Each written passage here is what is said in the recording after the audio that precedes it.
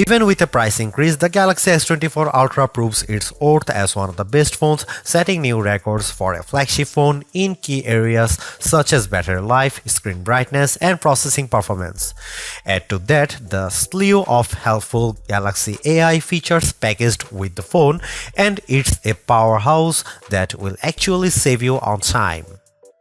The Samsung Galaxy S24 Ultra is here to try to reclaim the top spot among the best phones by offering things the iPhone 15 Pro Max lacks. This includes a ton of Galaxy AI features that can do everything from auto-summarizing your notes and moving subjects around in your photos to translating phone conversations in real time. I am a devout supporter of what AI can do with our phones, and after using the Pixel 8 Pro's many AI-assisted features, I think it's clear that AI is where we will see the next revolution with our mobile devices. Not surprisingly, the Galaxy S24 Ultra is marketing itself as the AI phone to beat in 2024. From its intuitive circle to search feature that can reveal what weed is growing in my backyard to chat assist which automatically picks a better tone for my messages, these Galaxy AI features aim to simplify my life. At the same time though, the Galaxy S24 Ultra's $1,299 asking price is $100 more than what you'd pay for a Galaxy S23 Ultra or iPhone 15 Pro Max. This also comes with the most controversial change to Samsung phone, teaching the 10x optical camera of its predecessor with a less powerful but sharper 50MP 5x telephoto lens. Usually I expect longer telephoto ranges with successive devices, so Galaxy AI will need to prove that software can make up for the apparent lack of major hardware upgrades. In my Galaxy S24 Ultra review, I will dial into the practicality of the phone's new Galaxy AI feature, assesses how its new cameras compare against its predecessor and rivals, find out how long its battery lasts, and ultimately determine if it's worth the money. Pre-orders for the Samsung Galaxy S24 Ultra are available right now with its general release date set for January 31. The $1,299 starting cost of the phone comes with 256GB of storage, while upgrading to the 512GB or 1TB models will cost $1,419 and $1,659 respectively. They're certainly not cheap, though it's not the most Samsung has ever charged for a non-folding phone. Remember, the Galaxy S20 Ultra launched at whopping $1,399 4 years ago. Still, that's probably little comfort to someone in the year, and now trying to justify paying $100 more for the Galaxy S24 Ultra over the iPhone 15 Pro Max. Samsung Galaxy S24 pre-order deals take some of the sting out of the Ultra's price, with Samsung offering an upgrade to the next tier of storages at no extra cost. You can also get credit from the Samsung by trading in your current device for a lower price on the S24 Ultra. Look quick and you might not notice the design changes Samsung made to the Galaxy S24 Ultra. Most notably, the new model ditches its predecessor's armor aluminum frame for titanium one, which bolsters durability and in this case leads to a lighter package as well. On paper, the Galaxy S24 Ultra's 8.22 ounce weight doesn't seem like a tremendous difference over the S23 Ultra's 8.25 ounce weight, but the phone just feels less dense this time. Another change pertains to the end of an era for the series, its curved screen. I am on the fence about this change because the curved screen of past Ultras gave the phone this sleek looking aesthetic.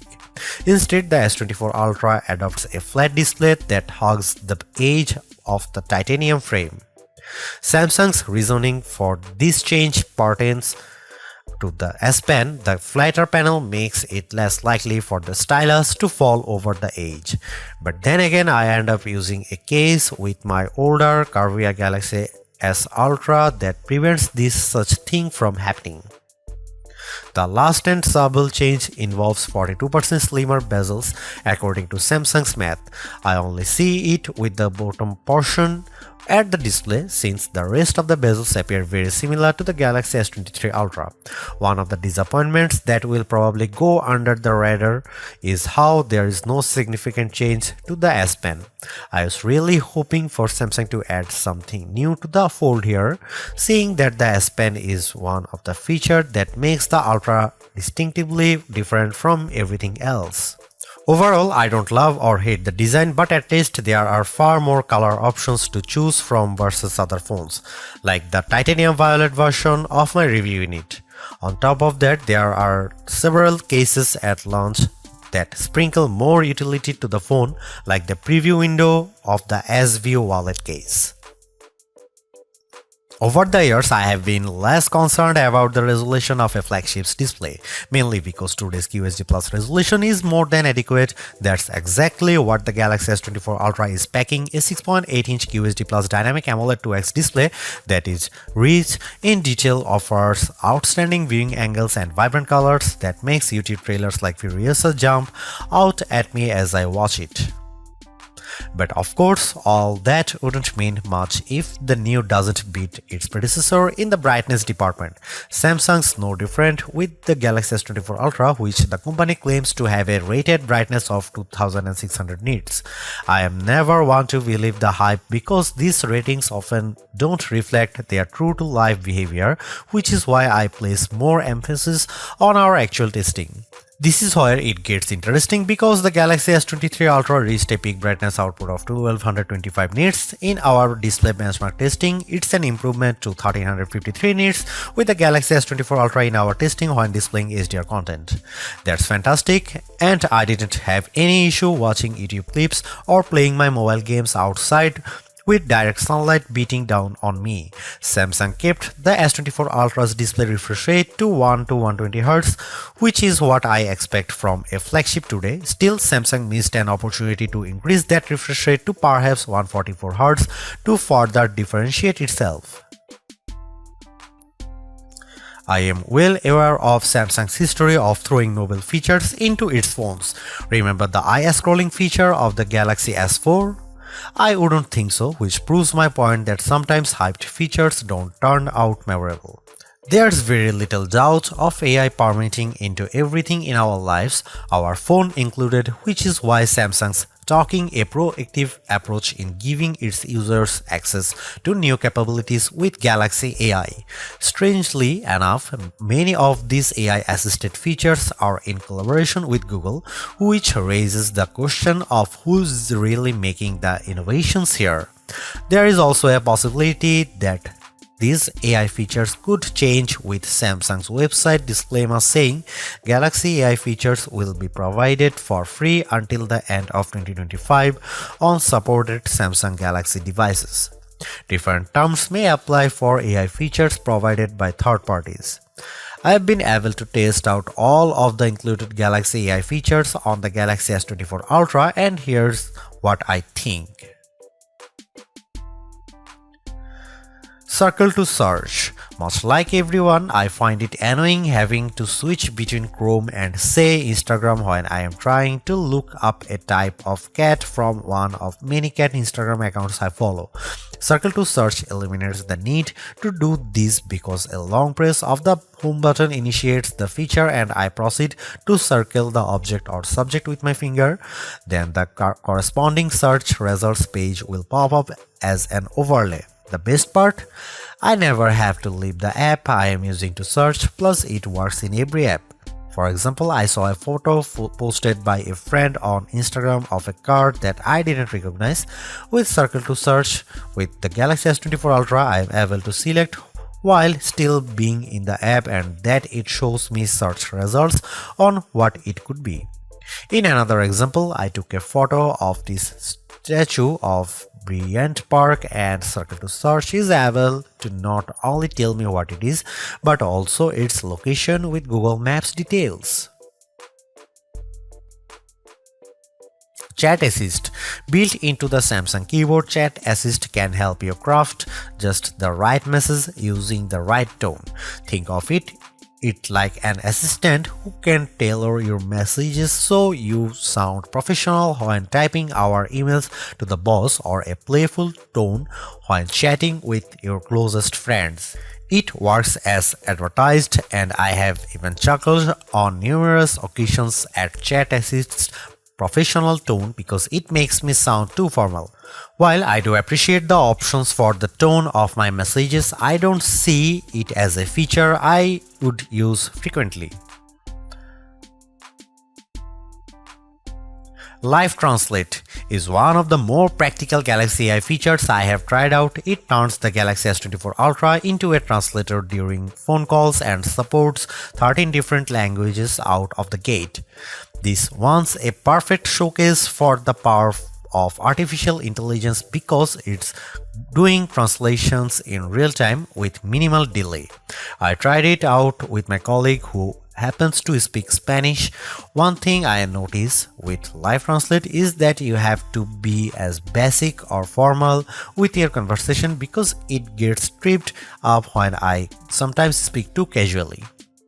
There's a slight latency that might make your conversation sound confusing, but I like how the translated conversation is displayed on the S24 screen. You can't talk super fast either because the AI needs the time to understand what's being said and then translate it to the appropriate language to the person on the other end of the line. While it's not perfect, Live Translate provides a good foundation to making real-time translation more practical. Live Translate also works in third-party apps I use, such as WhatsApp. The only other phone previous to that this offers a real-time translation in third-party apps is Google's Pixel phones. So I am excited that the Galaxy S24 Ultra has its own version. This saves me the hassle of copying and pasting my messages to another translation app, plus it will also translate my messages as well. Notes AI feature. I am terrible at taking notes, so now I am thrilled that Galaxy S24 Ultra can do a lot of work for me with its new Notes AI features, including the formatting and summary. The auto-format feature appropriately adds bulleted headlines and short descriptions to my messy, disorganized notes, resulting in a cleaner, more organized list. I'm surprised by how the AI feature in Notes intelligently gathers all of my notes and formats them in a way it looks like I had a personal secretary write it all up. I tried this out in a recent Zoom meeting for an upcoming product release.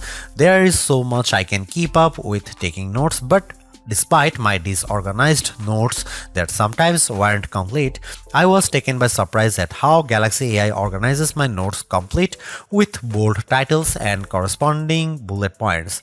I also like how I have several formatting options to choose from, which saves me even more time later on when I am sending it off in an email. Without question, the biggest controversy circling the Galaxy S24 Ultra centers around Samsung's decision to ditch the 10x optical zoom camera of the S23 Ultra for a 5x optical one. That one key spec will cause people to think the new camera setup is technically inferior, but bear in mind that Samsung trades in the optical range for a higher resolution sensor, a 50 megapixel sensor instead of a 10 megapixel one to be specific.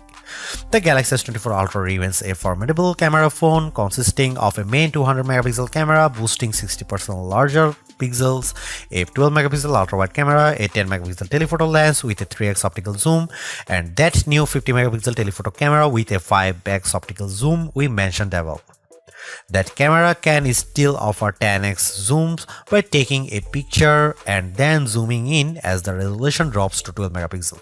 Samsung says that this approach on the S24 Ultra can deliver the same optical quality performance as its predecessor, which doesn't surprise me.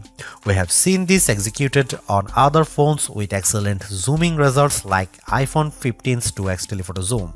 Before I detail the new telephoto camera and whether Samsung made the wrong decision, I will explain how this phone other cameras perform under different situations along with side-by-side comparisons against the S23 Ultra and iPhone 15 Pro Max.